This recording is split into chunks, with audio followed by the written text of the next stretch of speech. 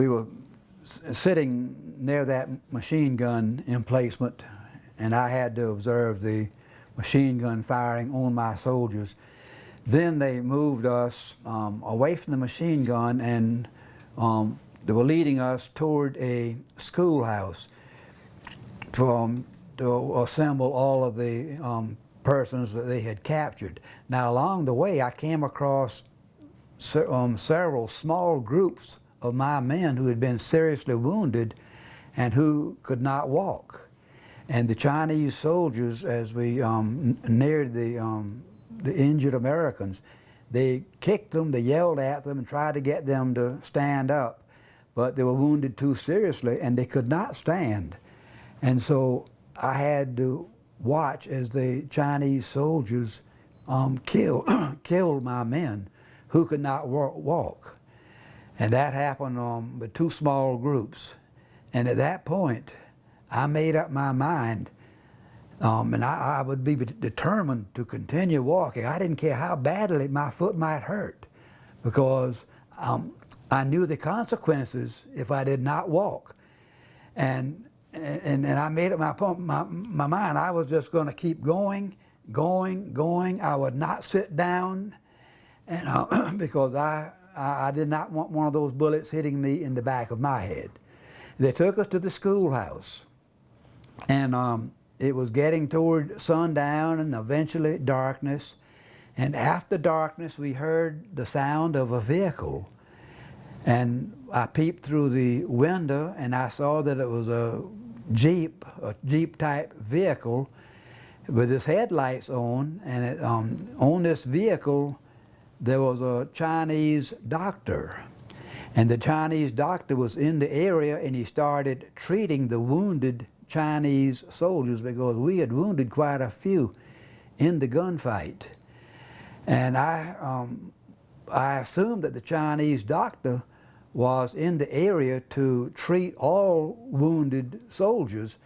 And so I hobbled out the schoolhouse, and this doctor was working in the headlights of this Jeep type vehicle. And I walked up to the doctor, I raised my foot and I pointed to my foot and I tried to tell him that I had been shot in the foot and I needed medical attention. The Chinese doctor would have no part of that. He ignored me, and he turned away, but I was persistent.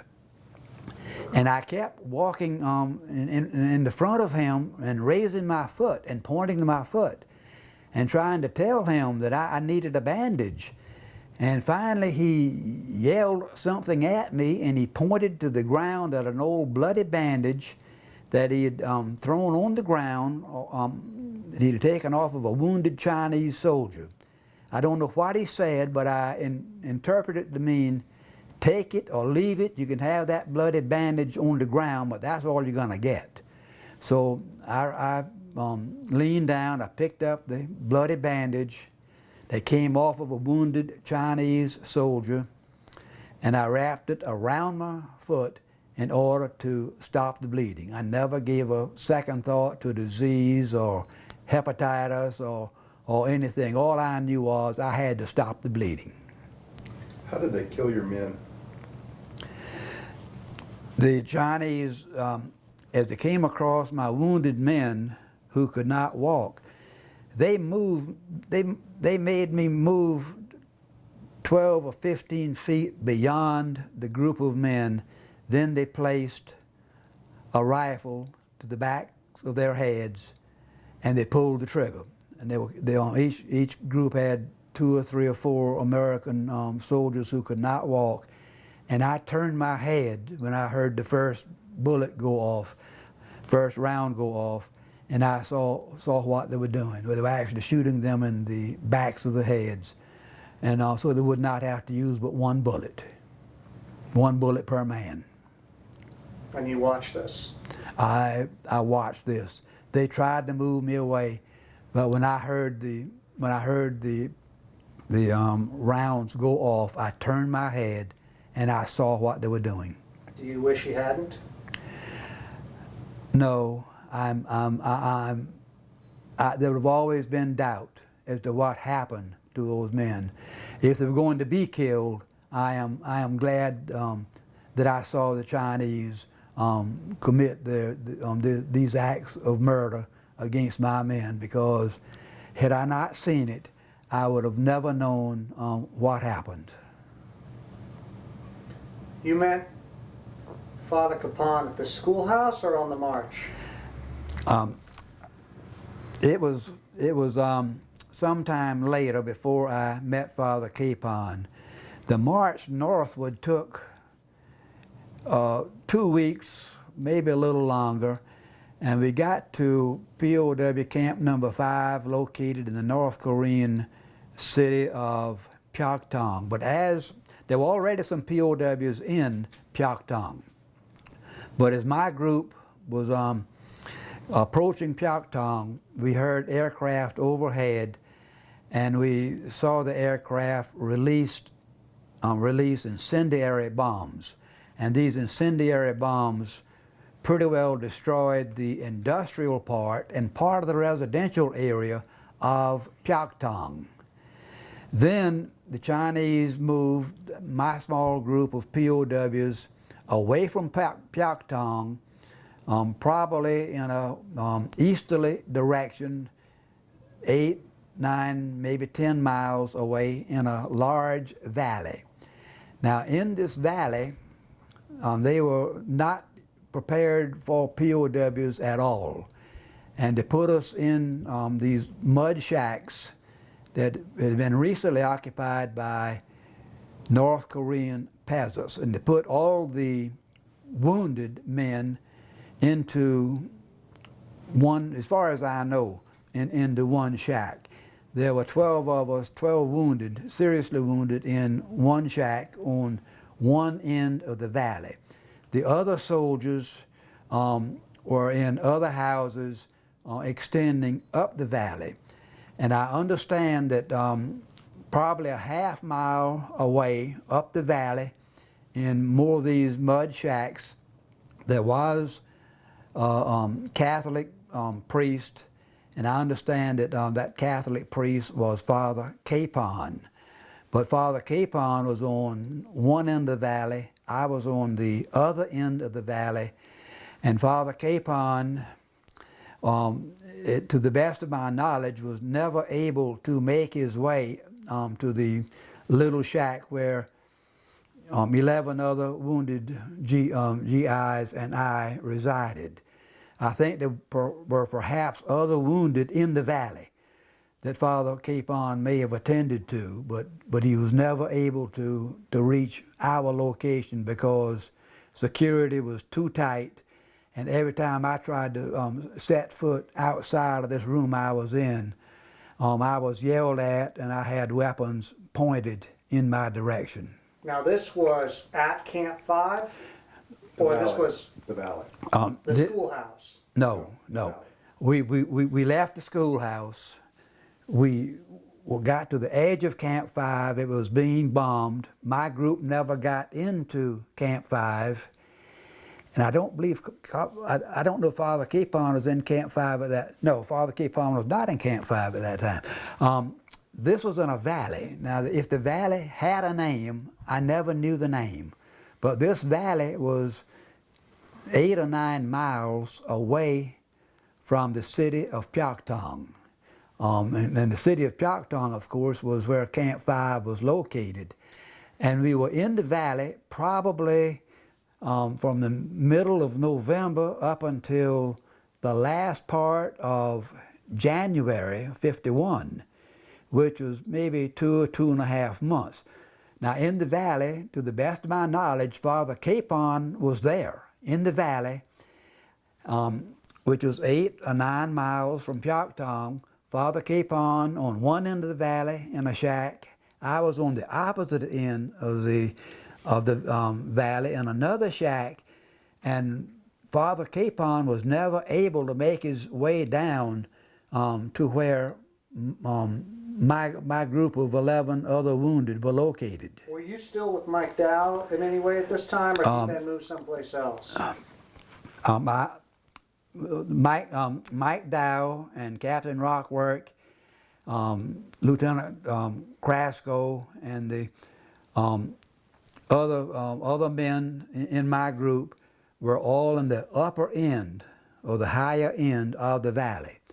I was in the opposite end, which is the lower end of the valley, with 11 other soldiers that I had never seen before. I did not know any of them. One of them was a lieutenant named Jack Ledbetter from Oklahoma City. Jack had been captured by the North Korean Army. He had been shot through the chest. Jack told me by a North Korean officer and left for dead. Jack recovered and was wandering around, and a day or two later the Chinese army came across Jack and captured him the second time, and then Jack and I ended up in this room with the wounded in the lower end of the valley. But I was in the valley, totally isolated from anyone that I had previously known. You can keep, I'm going to make a little adjustment on the light here. Travis, just so you know, so these units are wiped out.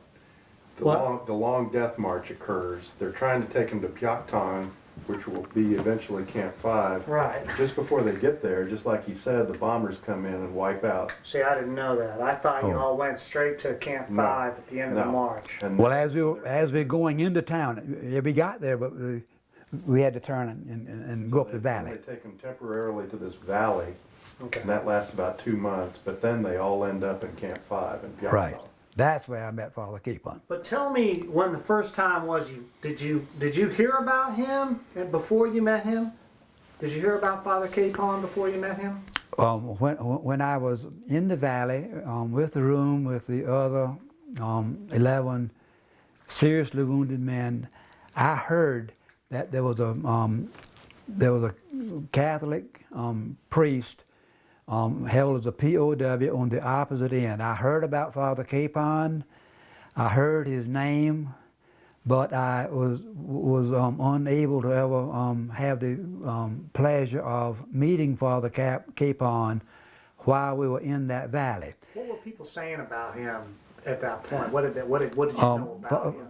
Now, I did not know a great deal about Father Kapaun at that point, except that I did know that he was very closely watched. He was under heavy guard. He was making an effort to visit some of the other mud shacks and care for some of the other POWs. I understand he was gathering sticks and brush and trying to help them build some fires in those kitchens on the west end of these shacks, and he was having prayer services and trying to provide encouragement to the POWs.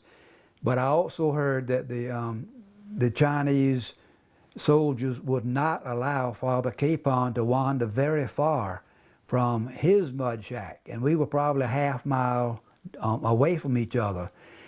Now, in the last of January 1951, the entire group of POWs in the valley was moved moved to the city of Pyeongtaung, which was the location for Camp 5. Now, I had to walk. I understand that a handful of the more seriously wounded were put on ox carts and taken from the valley to Camp 5, but I had to walk.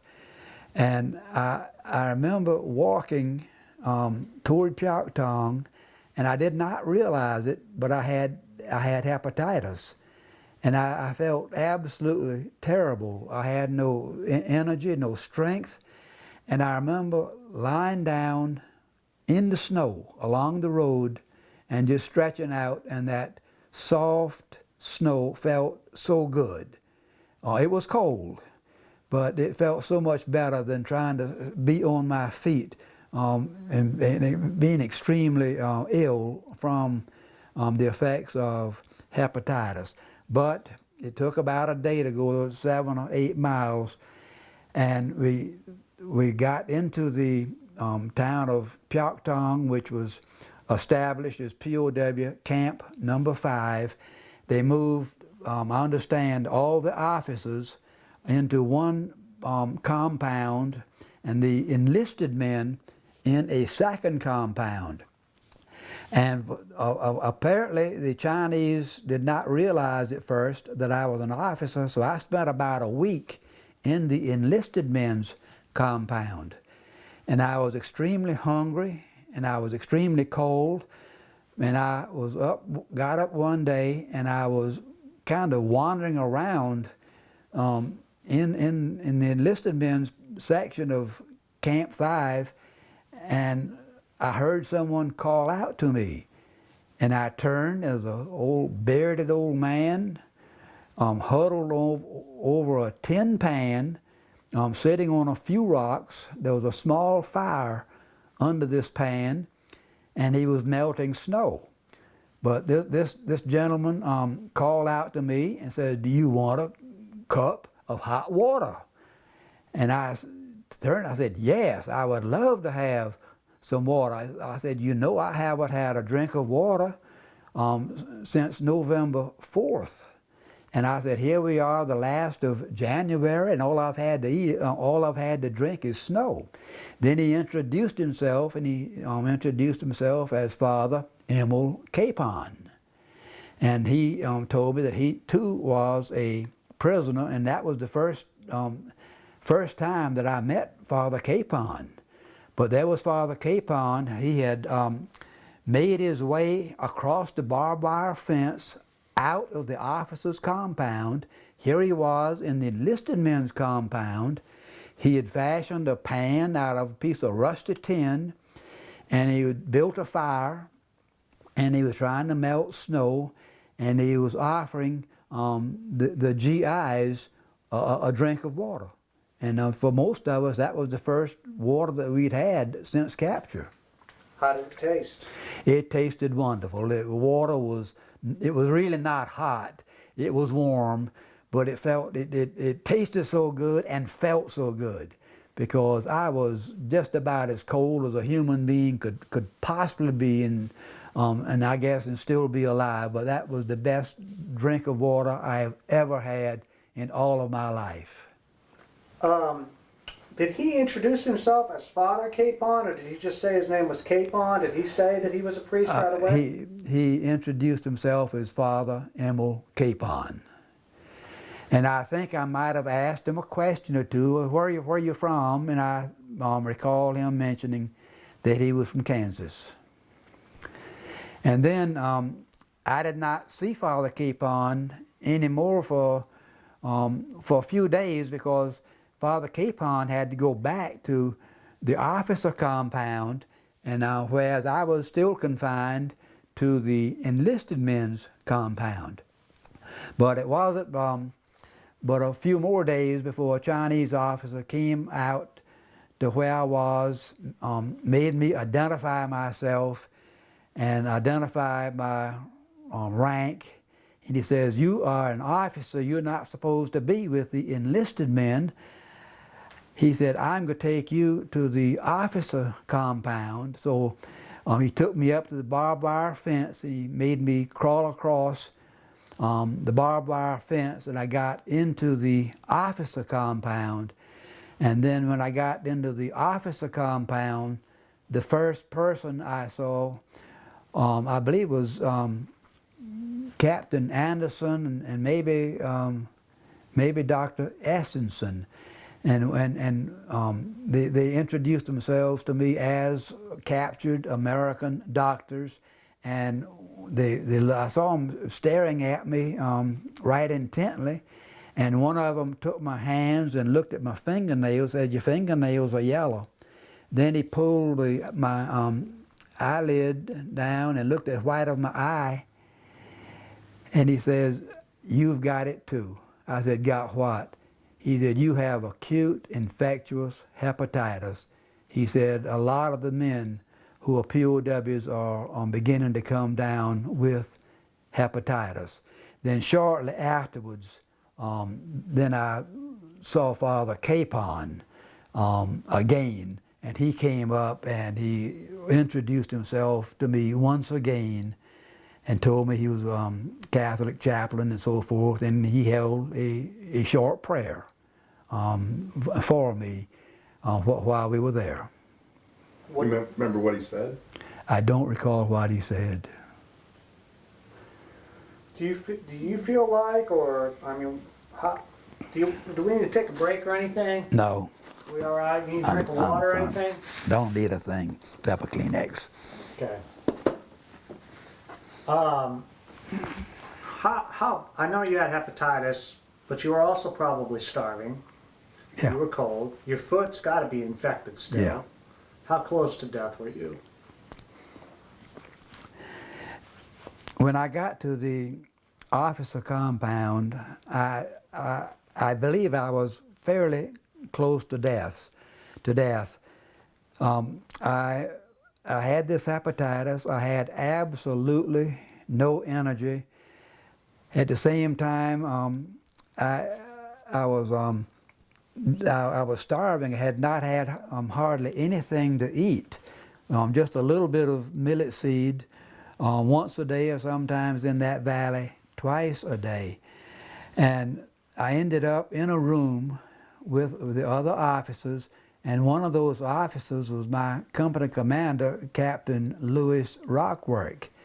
And Captain Rockwork looked at me and talked with me, and Captain Rockwork realized how sick I was.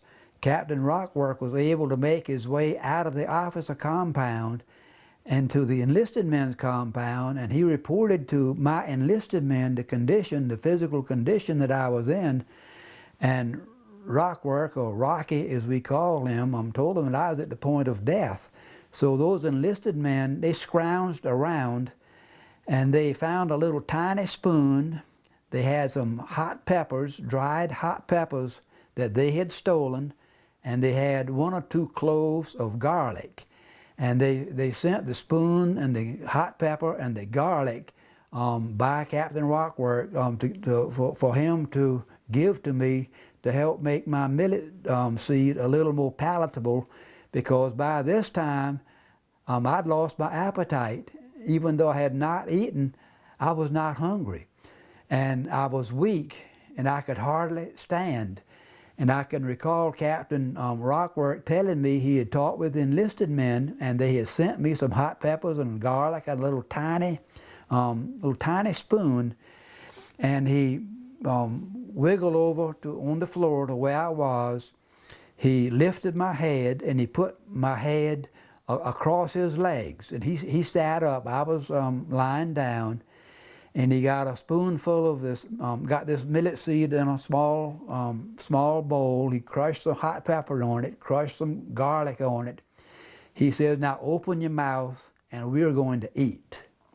And Captain Rockwork spoon-fed me just exactly as a mother would spoon-feed a young baby. And he kept this up for 4, 5, or 6 days.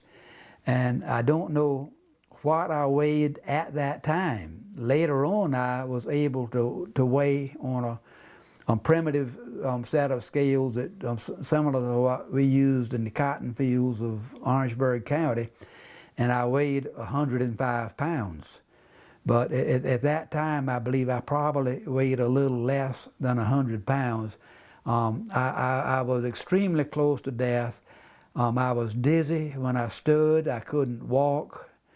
I could just barely make my way out of the room when I had to relieve myself.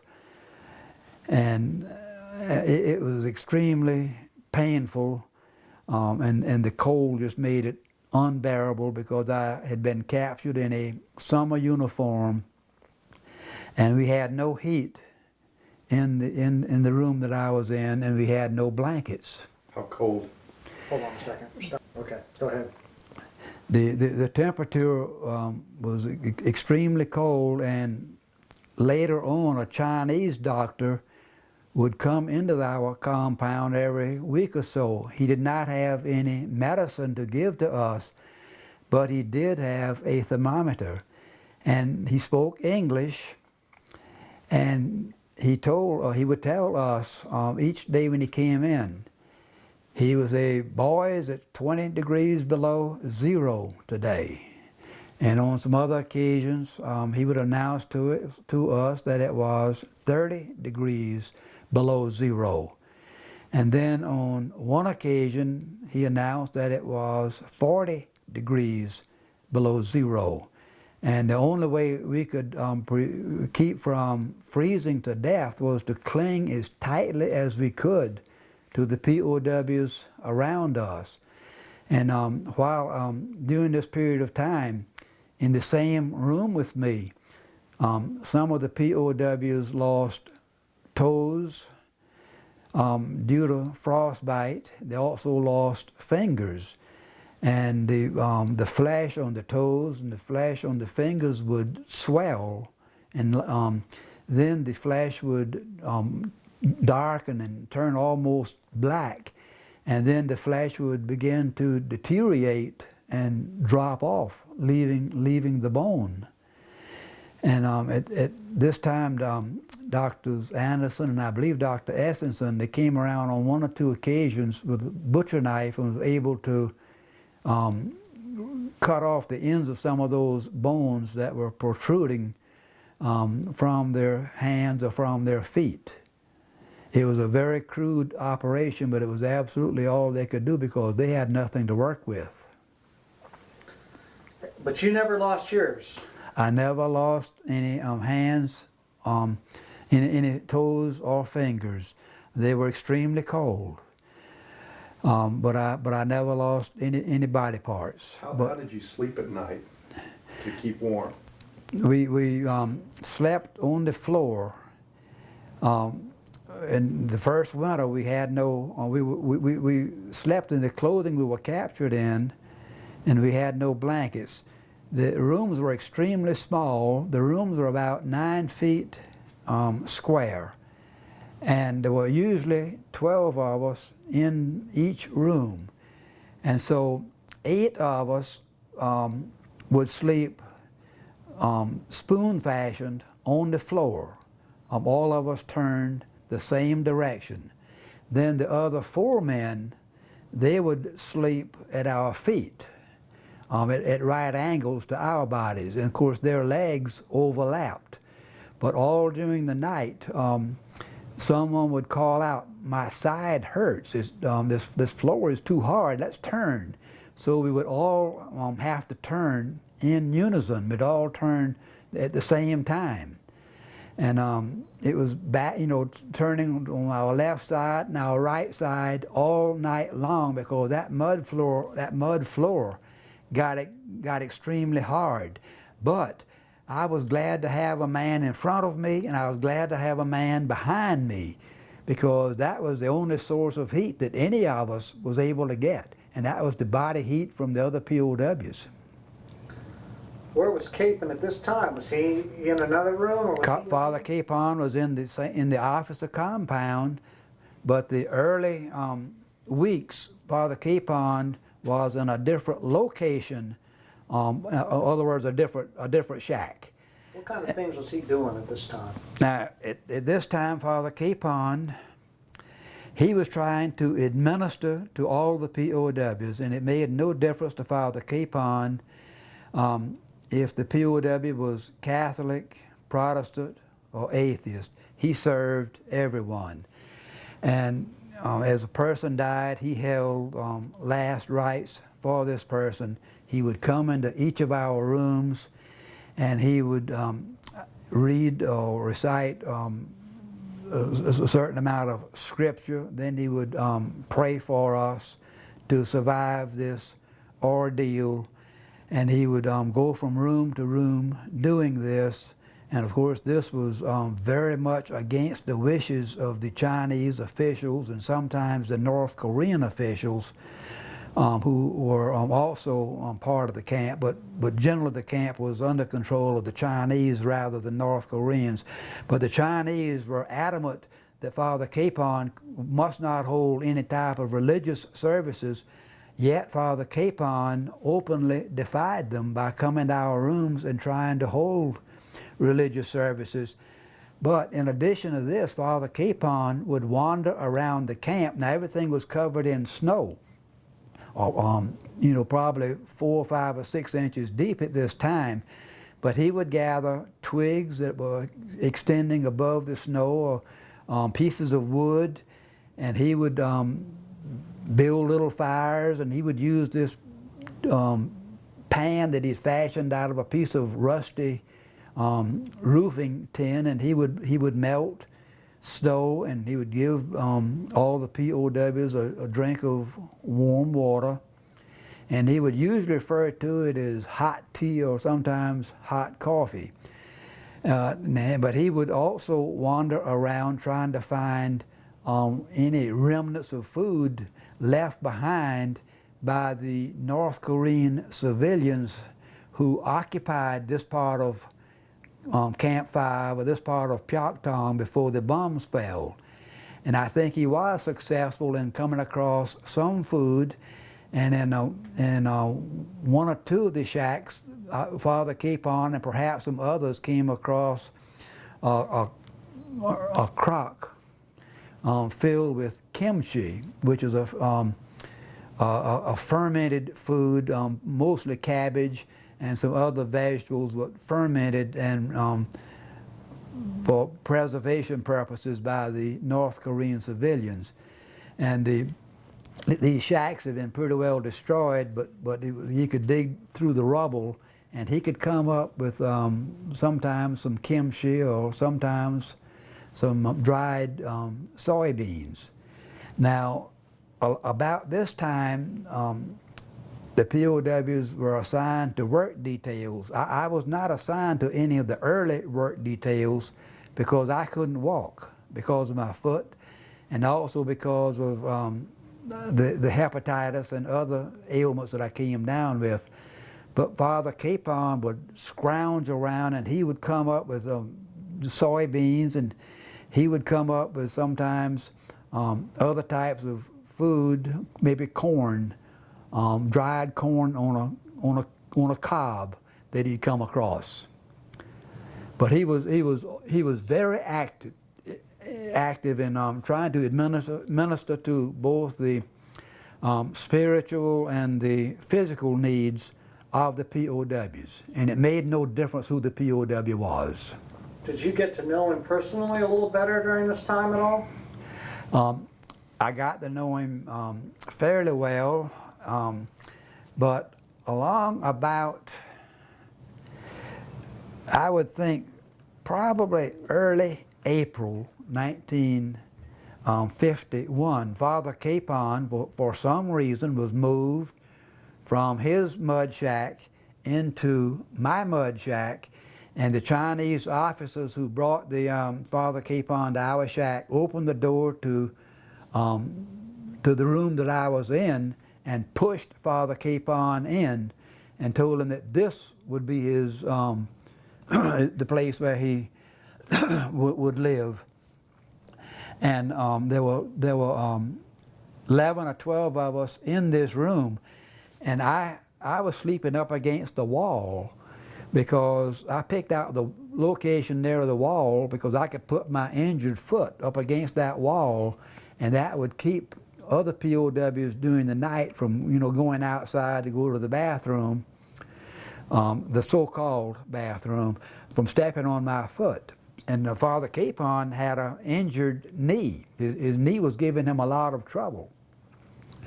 And I said, Father Capon, I'm here up against the wall to get some protection for my foot. I said, you need protection for your knee a lot worse than I need protection for my foot, so I'm going to give you my place on the floor. And I made everybody squeeze over a little bit, and we made a space about 15 or 18 inches wide up against the wall right beside me for Father Capon. And of course, we got that particular location to try to give some protection for his knee, because all during the night, POWs had to go outside to the bathroom, and you get stepped on, and I got to know Father Capon quite well, and we had a lot of conversations during the day and during the night, because by this time, or the first few weeks in my room, Father Capon was able to leave the room during the day and to go about his business of administering to the needs of the others. But it soon got to the point that he was just bedridden or floor-ridden, and he could not move out of his location. And I was 12, 15 inches away from him, so we did a lot of talking. He had an agricultural background, farm in Kansas, and I had an agricultural background, so we talked about our childhood and living on a farm, and we talked about a lot of things. So I got to know Father Capon fairly well. May I stop for a second? Yeah. You coughed a couple times. You need a drink of water? Yeah. Wait, don't get up. Let me take that microphone off you first. Well, I need a bathroom. We're rolling. Where we left off, Lieutenant, was you were telling about... Wait, hold on. I forgot to put the microphone on him. There you go. That would have been pretty key.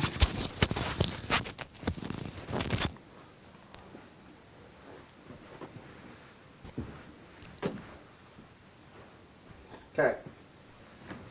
So where we left off, you were talking about Father Capon had been moved into your hut, so you're starting to get to know each other, and because you're both farm kids, you're talking about, what sorts of stories would he tell you about his Kansas boyhood? Do you remember any of these stories? Father Capon and I talked a lot, lying on the floor there in that mud shack at Camp 5 at Pyoktong.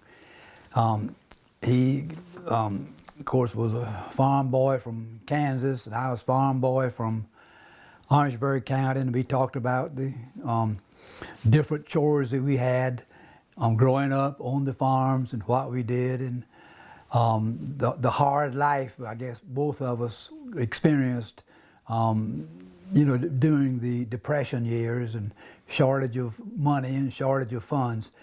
But we talked primarily about just agricultural things and life on a farm. And there were a lot of similarities between the two. His farmhouse was not the nicest in the world, I understand, and of course mine was not the nicest in the world either. But we both had great love for farm life, and we had at least that in common. Do you think that, and some people have said this to me, that growing up from him, that strength and work ethic that comes from growing up on the farm helped him endure that situation? Was that true with you, and do you agree with that? Well, I think growing up on a farm had a great deal to do with our ability to survive as a POW in Korea. Father Capon and I both grew up during the Depression years, and the Depression years, things were rough, and you had to make do with very little. And of course, as POWs, we had to make do with very little.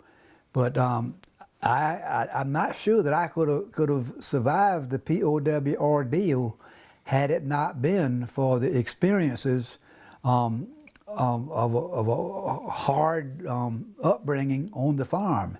And I am sure that Father Capon had the same difficulties growing up during the Depression years on a farm. He suffered a lot of hardships as a youth on the farm, and I think those hardships enable him to be able to cope with all these unimagined hardships as POWs. Do you remember any? Adjust this light again.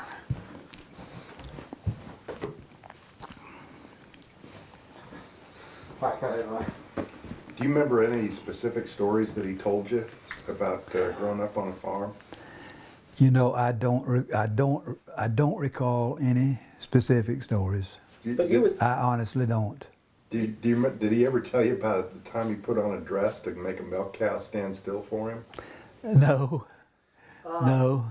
Put on his mother's dress because the mother milked the cow. Oh, no, I wouldn't stand still for him until he put on. no, I never heard that. I tell you, Father Capon, he was in pain when he and I were together. Well, tell me about that. Well, Father Capon came into the room that I was in, and I made everybody slide over about 15 inches so we'd have space on the floor for Father Capon. And that knee was giving him a lot of trouble. He was in excruciating pain, and he did not moan and groan during the daytime, but at night when he was sleeping, I could hear him groaning because I could tell his knee was hurting. And Father Capon was extremely weak, and he was very cold because this first winter we had not been issued any winter uniforms or winter clothing or blankets at all.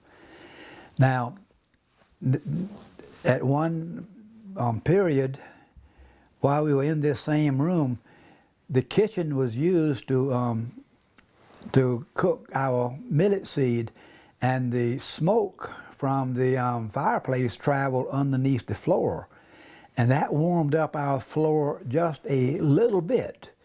But when it got midnight or a little bit later, all the warmth in that floor was absolutely gone.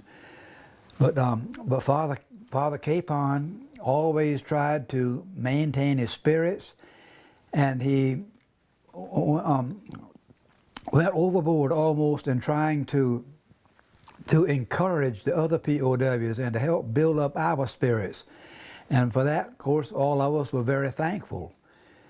But so you would say that in this time, just quickly, how long of a span was this when he moved into your hut? How long were you together? 5 or 6 weeks. Okay. So you would say that you didn't just get to know him better, he became your friend. Oh, yeah. Okay. So you guys really became close. Yeah. Yes. Of course, all the conversation that Father Capon and I had, you know, we became very close friends. And I guess I recited a lot of my problems to him, and he recited some of his problems growing up to me. And both of us came, you know, brought up on farms without a lot of family income, and depression years, and there were a lot of shortages and a lot of sacrifices that both of us had to make, and we had that in common. And we would talk about that from time to time. Would you say that you were at all maybe inspired by him, maybe inspired to stay strong and survive? I was certainly inspired by Father Capon. He was a very inspirational type of man, even though as a POW, his bearded face and his thin body structure, he was very inspirational, and he encouraged me. And I remember a time or two I said, I just can't walk, my foot hurts. And he says, your foot, it will heal. He says, don't worry about that, your foot is going to heal. And of course I believe that, of course. And sure enough, eventually it did heal on itself without any medical attention. But when I always look forward to my conversations with Father Capon, I always look forward to his prayers, because his prayers were, you know, I took them, you know, as being personal, aimed directly toward me, and I'm sure the other POWs had the same feelings about his prayers.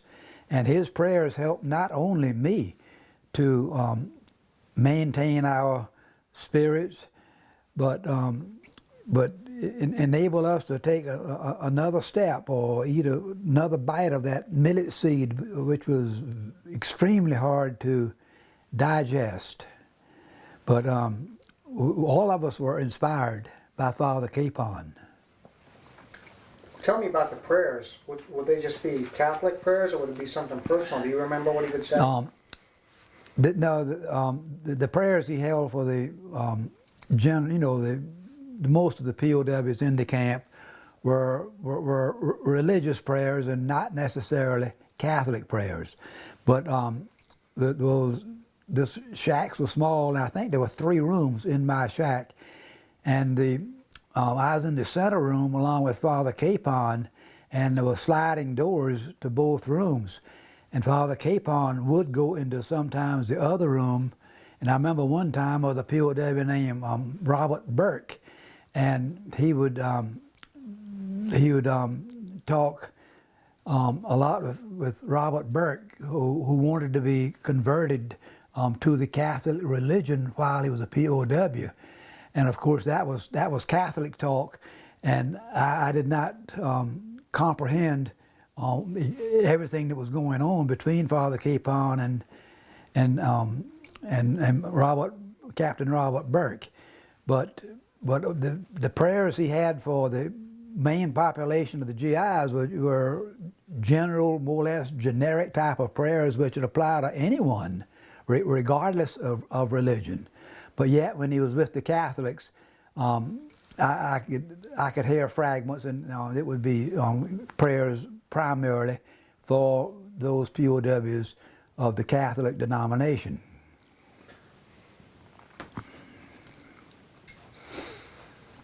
So you were there 5 or 6 weeks. At some point, I think you told me he was beginning to deteriorate. To really, I mean, this is when you and your friend found the pot-bellied stove. Yeah, Father Capon and I were in the same room. Our bodies were touching for about 6 weeks, and his condition was worsening by the day. And he got to the point that he could not control his bowels, and he did not have the strength, and his blood clot on his knee was bothering to the point he could not get outside to use that open pit they had dug for a latrine. And there was another POW in the room with us whose name I remember, and it was Gene Shaw. And I believe that Gene was from Lebanon, Kentucky. I don't know Gene's denomination, but he was not a Catholic. He was a Protestant, the same as I was. But Gene was a pretty good friend of mine, and Gene was a good friend of Father Capon's. And Gene could walk, and he could walk around the camp, and he could scrounge things. And Gene assumed the responsibility of helping me care for Father Capon. And one day, Gene came back into the room and says, Funchess, I scrounged around through some of the rubble, and there's an old pot-bellied stove. It looked like it's been smashed, but you reckon we could use that would help Father Capon? I said, yeah. I said, bring it, let's see what we've got. So he came back, and he had the top half of a cast iron pot-bellied stove. The bottom half was missing, but the top half had a door. And so we had one of Father Capon's pans that he had made out of a piece of tin, and the pan was small enough that it would pass through the door of the pot-bellied stove, and the eye, there was a single eye, or opening about, I guess, 6 or 7 inches in diameter in the top of that stove, but the lid to the eye was missing, but that didn't make any difference. We decided to set up that the top half of the pot-bellied stove as a toilet for Father Capon. And we would take the tin pan, and we would open the door and put the tin pan on the floor inside the top half of the pot-bellied stove. Then we'd have to lift Father Capon up, one of us on each side, and sit him on the pot-bellied stove. And it was a very crude toilet. And then after Father Capon had finished using the toilet, one of us, and I guess more often Gene Shaw than me, would take the tin pan outside and try to clean it. Now, the first stages we kept that. Hold on just a second. There was a closet in the back side of this room, and the early stages of the use of this pot-bellied stove as a toilet for Father Capon, we tried to keep it inside the closet, but it finally got to the point that he had to use it sometimes several times during the night, and we had no light whatsoever, total darkness. So we tried to push that makeshift toilet in more or less in between us so he could get to it without too much trouble. Now, some people have said, and I just want to get some clarification because opinions seem to differ. I think my claims that Capon was getting a little bit healthier when the Chinese took him away, like he was improving. But do you think that's not the case, or? When Father Capon was in the room with me, it seemed like his health deteriorated, and it continued deteriorating almost to the last. Now, sometimes he was somewhat delirious, but I really could not detect any improvement in his physical condition. And I think that is the reason the Chinese finally came to take him away, because they also detected that his condition was deteriorating. I really was not aware of any improvement in his condition during the entire period of time that we were together. I know we're getting up to a point where, the Chinese take him away, but I want to back up a little bit and talk about something we just talked about in the kitchen. And that was that you said he really had it tough in the camp. Chinese were really hard on him specifically. And I want you to talk to me about that and give me as detailed example, even if it's just one, as you can, but talk about that. Father Capon was a religious man, and Father Capon had a deep-seated responsibility to, in his own mind, to care for the other POWs. And he would try to hold religious services for the POWs. And I can remember he had one religious service. It was not necessarily a Catholic service or a Protestant service. It was just a religious service that that all POWs, regardless of religion, even those one or two that might have been atheists, would enjoy attending and listening to and get a lot of benefit from. But when the Chinese realized what he was doing, I think they took Father Capon away for a short period of time as punishment. And the experience that I had later on, when you were taken away, you suffered right much at the hands of the Chinese, because they would tend to deprive you of food, deprive you of bathroom privileges. They'd make sure you were cold and chilled and just as uncomfortable as possible as part of their punishment.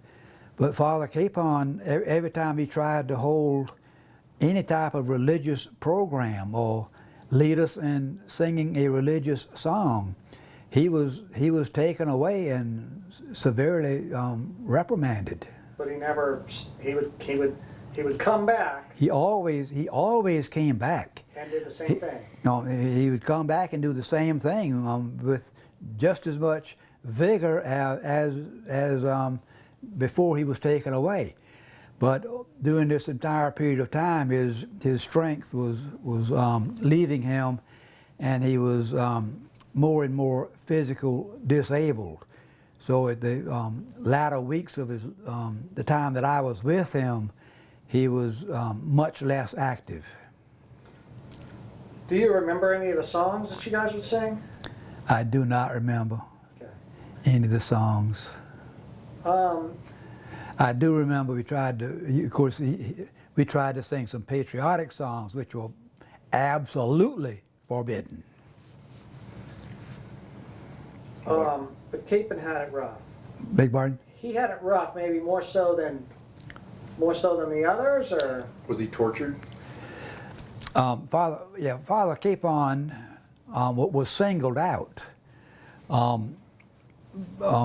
by the Chinese, and he was subjected to more severe treatment than the average POW suffered.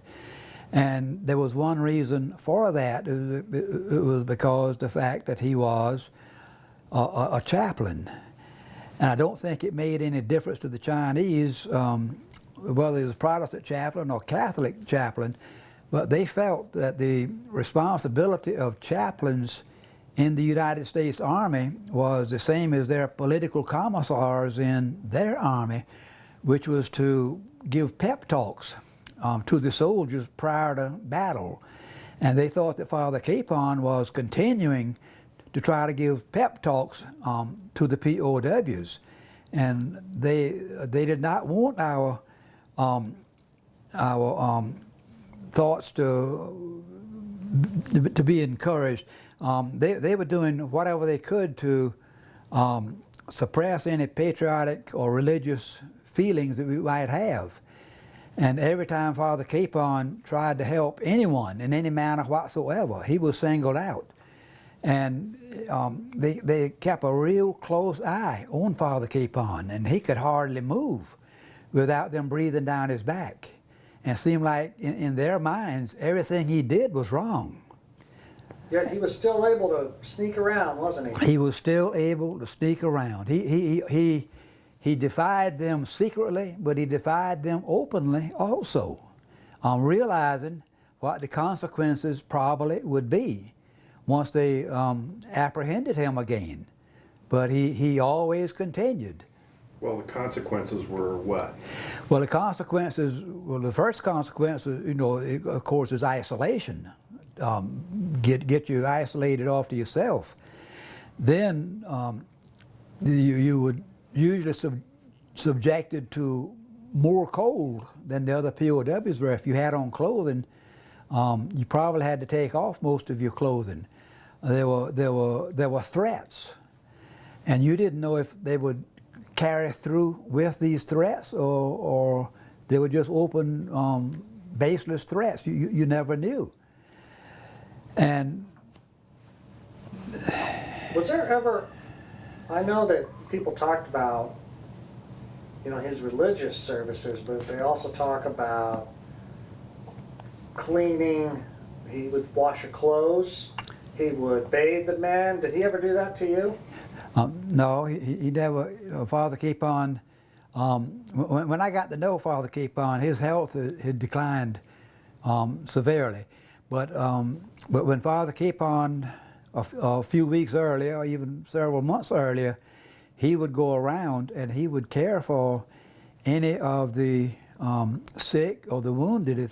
If they had messed up their clothing, he would take the clothing and he would wash the clothing. Now he had a lot of trouble washing clothing because during the winter months there was no water much. Everything was frozen. There was one little faucet that but he had to melt snow sometimes to get water, and he used that pan, or he made several tin pans, and he would wash POW's clothing. He would bathe their face. He would try to clean their hands for them, He would help them to pick the lice off the clothing, open up their shirts, and whatever lice he could see, he would pick the lice off for them.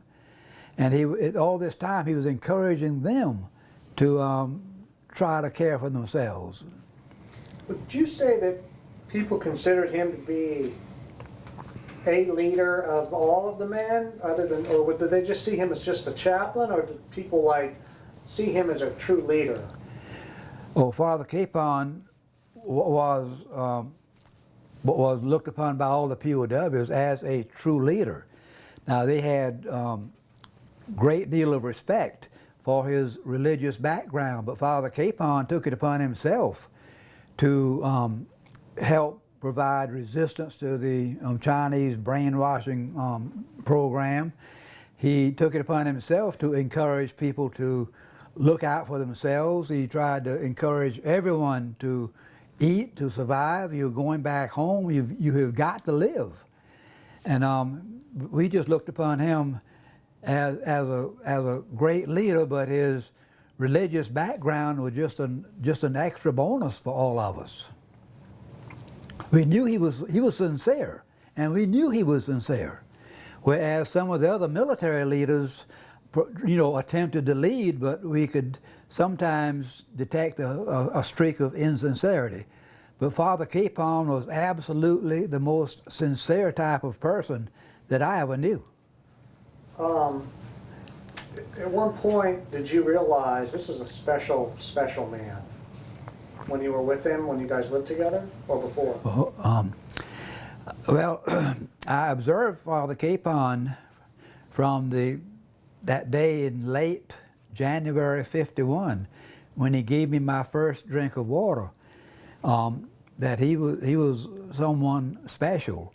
And then I observed Father Kapaun from that point on, gathering little sticks of wood or twigs or branches or corn cobs or corn stalks, trying to build a fire, trying to melt snow for people, going around and helping other POWs to clean their clothing. And so it didn't take long for me and for all the other POWs to realize that Father Kapaun was a very special person. There just are not many people in POW camps who had his leadership abilities and his Christian leadership abilities. At some point in our conversation on the phone, you told me a story about the 23rd Psalm and your little pocket Bible. Let's wait on that, because I'd rather get it out when we ask about that. Okay? Is that okay? Yeah. Are you sure? Yeah. We'll talk about that a little later, because All right. I want to talk about that Bible, Yeah. and because Roy told me about this story. Do you want to just move to the point of Chinese taking him away? Or? Did when the Chinese came to take him away, did this happen suddenly, or did you all know it was going to happen? And I asked that because I remember Mike telling me that y'all were worried that this was going to happen, and you were almost kind of trying to hide him. But tell me about that. Up on the hillside overlooking the officer compound in Camp 5 was a building, and the Chinese referred to it as a hospital.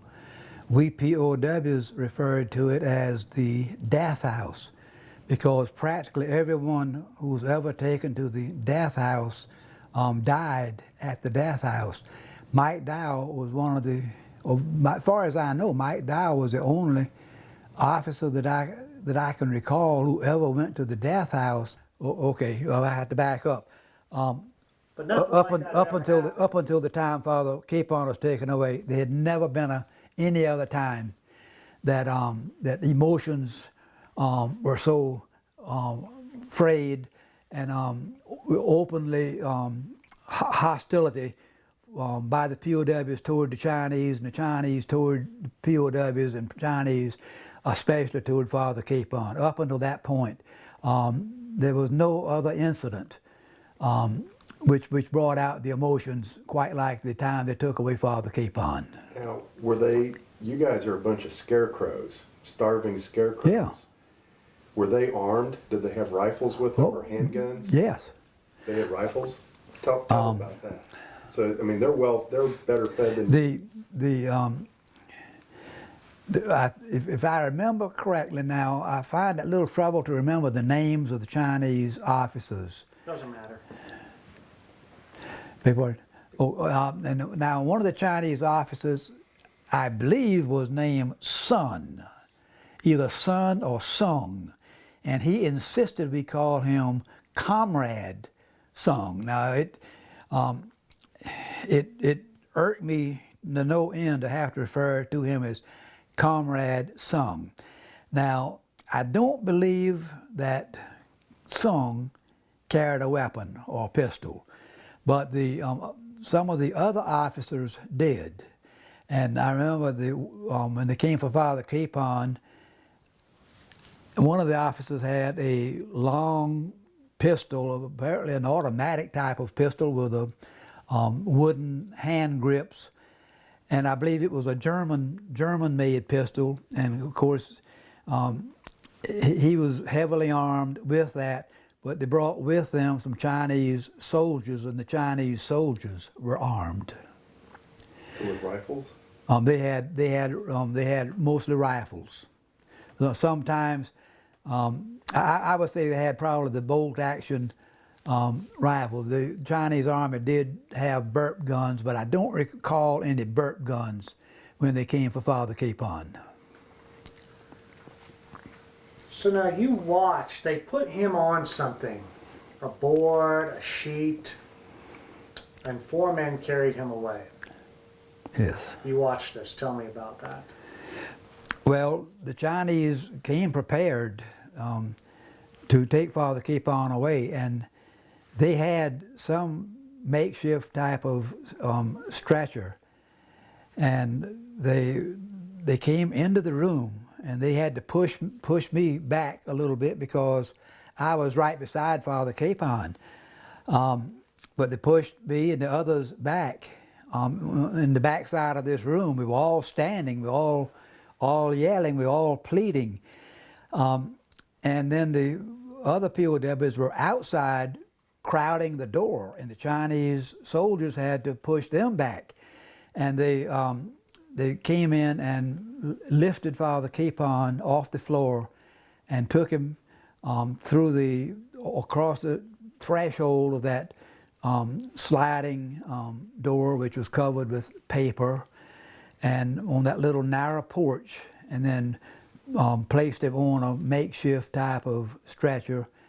And if my recollection is correct, then 4 of the POWs were allowed to take him out of the officer compound and up the hillside in the direction of this building that the Chinese called a hospital.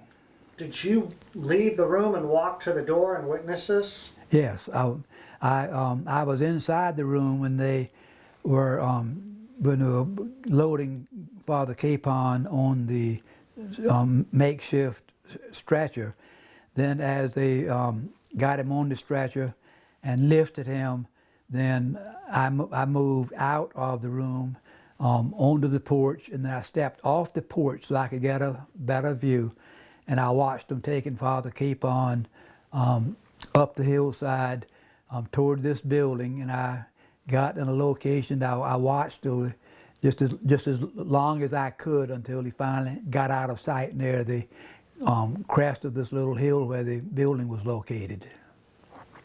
You knew he was going to his death. I knew in my own mind that I would never see Father Capon again.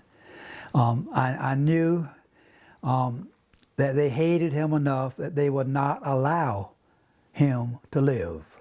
I was confident in my own mind he was being taken away to solve one of their problems. And in order to solve that problem, they were going to allow him to go up there and pass away from the face of the earth. What was that problem? Father Capon offered resistance, and Father Capon to the Chinese and to their atheist beliefs, and Father Capon encouraged the other POWs to remain Christians and to follow their field of Christianity, whatever denomination it might be. And the Chinese wanted no parts of that because the Chinese are trying their best to convince us there was no God, and there was no such thing as Christianity, and they felt determined to remove him from the scene, and they felt like their problems would be somewhat solved if they could get rid of Father Capon. Catholics call that martyred. Is that what it was? Yes, it was certainly martyrdom. And Father Capon, surprisingly, he tried to calm the situation, and I never heard him pleading with the Chinese at that time. He was very calm.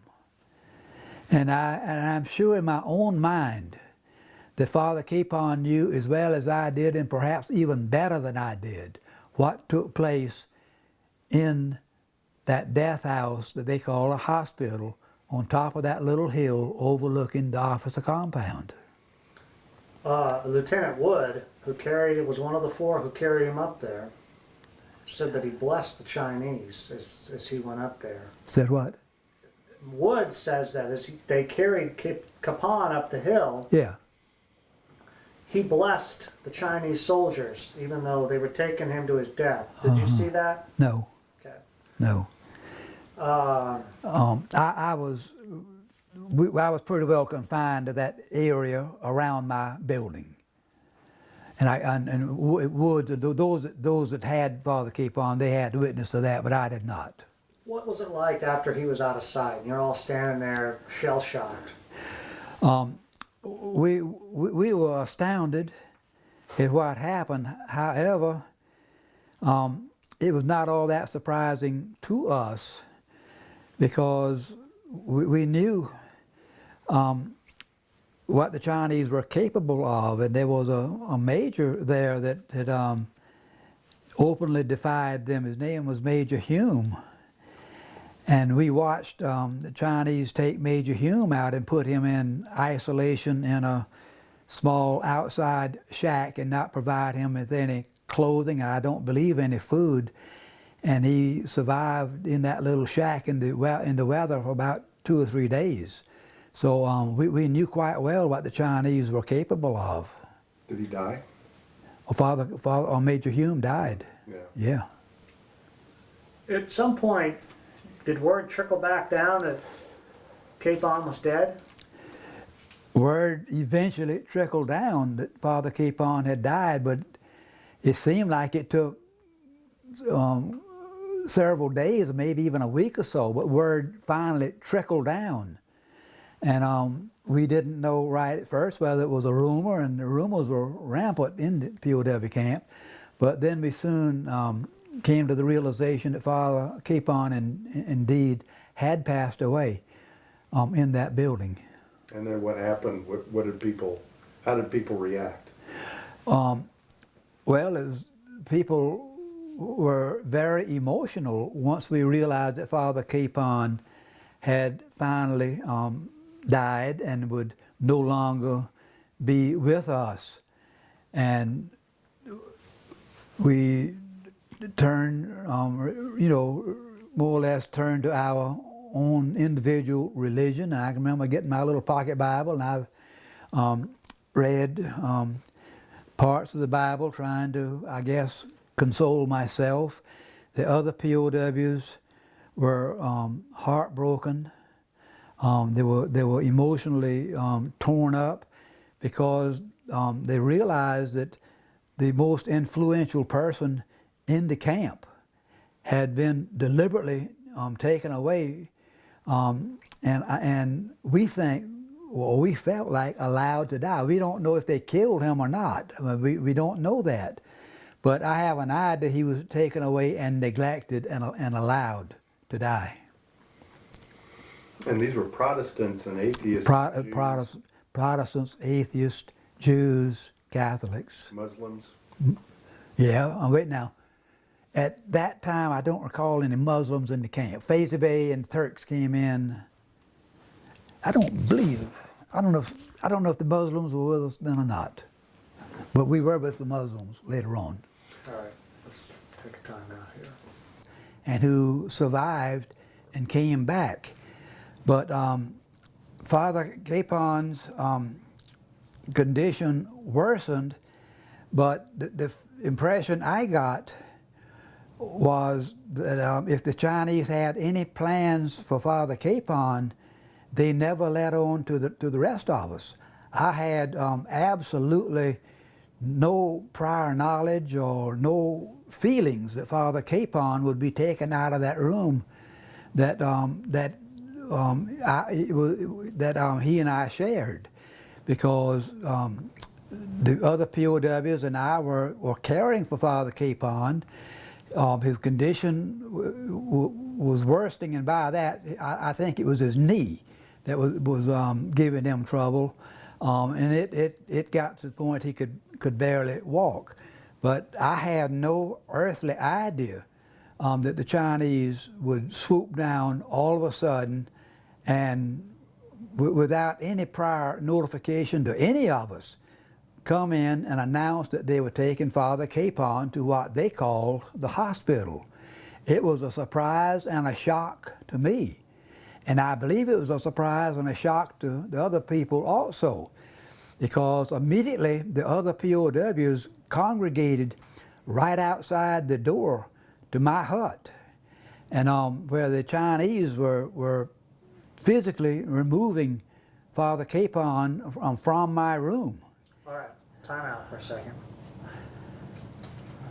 I suspect you told me earlier that there were some things that maybe you don't remember so vividly, and there's some things that you do.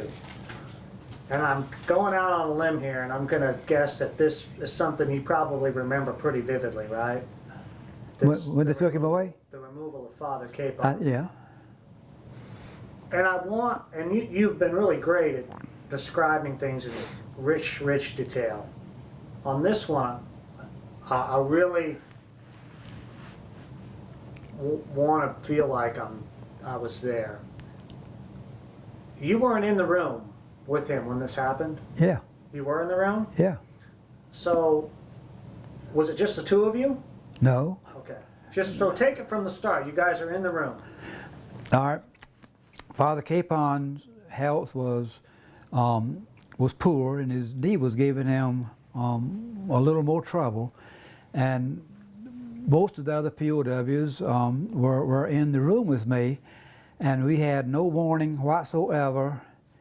But all of a sudden, several Chinese officers and some Chinese soldiers came to the room, and one of the Chinese officers spoke English and announced to us, we are taking Capaun to the hospital. They did not use Father Capaun's rank, or they did not refer to him as Father Capaun. They said, we are taking Capaun to the hospital.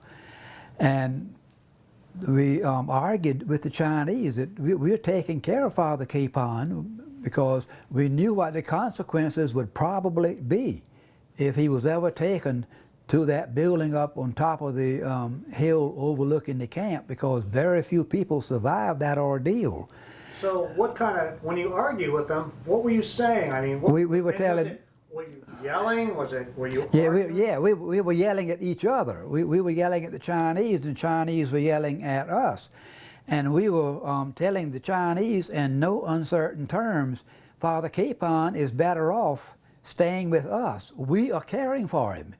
And the yelling attracted the other POWs, and the thing I knew, here come other POWs, and right in the forefront were Ralph Nardella, who was a very prominent Catholic in camp, and a friend of mine, and then Walt Mayo, who was a Catholic from Boston, who was an extremely close friend of mine, and Joe O'Connor, And of course, Bob Burke, who Father Capon had more or less converted to the Catholic religion, and the others.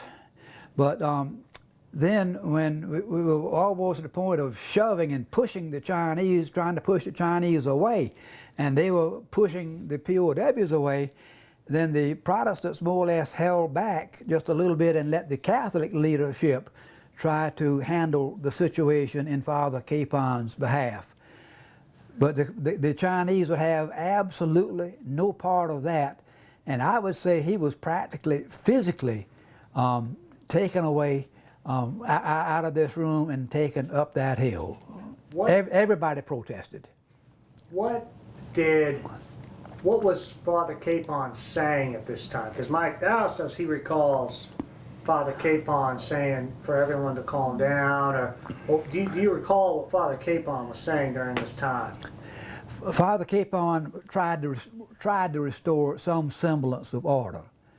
I'm not sure Father Capon knew the consequences of leaving the room and going up to that so-called hospital or not. Most probably he knew. But being the sort of person he was, he tried to restore order, he tried to restore peace. But the POWs, we were determined that the Chinese were not going to take him up to what we call the death house, because practically everybody who ever went to the death house died, and the bodies were discarded somewhere up on that hillside. But the Chinese were just as adamant that he was going up to their so-called hospital. And they assured us there would be medical care and attention for Father Capon, but we felt like there would be absolutely no medical care for him. Did he say anything to you? No, he did not say anything to me. Did you say anything to him? No. Well, I said, Father Capon, I wish you all the luck in the world there. I said, I'll be thinking of you. That's all I said. What? It was pandemonium, and it was a group of Chinese and a group of American officers, led primarily by the Catholic officers, who were physically pushing and tugging with the Chinese soldiers to see who could win out with Father Capon.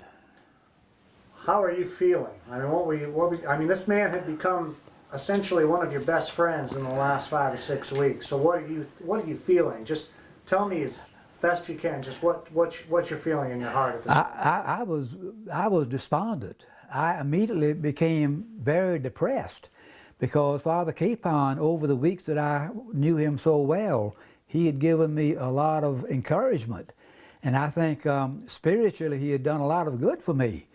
And I looked up to him almost as a parent. Father Capon was, somewhat older than I was, but it was a terrible feeling. It was almost like losing a member of your family. And I just could not bear the fact that Father Capon was being taken away not only from me, but from the other POWs in the camp. Did you cry? Beg pardon? Did you cry? I did not cry. I only cried, tears came to my eye. One time when I was a POW, when I finally got the word that my father had died, and tears came to my eye. But I had other things that pretty well occupied my mind. I did not cry. When they're taking them away though, and when you guys are pushing and shoving, were some of the other guys crying when they were? I think some of the other guys were crying. Tell Yes. me about that. Well, Father Capon was the type of man that everybody admired and respected. We knew what was going on in the death house on the mound on the hill overlooking the officer compound. And some of the men had become extremely attached to Father Capon. They were very dependent on Father Capon for spiritual guidance. And I'm speaking now not only of Catholics, but the Protestants were very dependent upon Father Capon for spiritual guidance and leadership. And they were terribly upset over the fact that he was being taken away from us. And some of those men actually broke down and lost composure, and tears came to their eyes, and they began sobbing, knowing what the consequences most probably would be once Father Capon was taken away from the officer compound.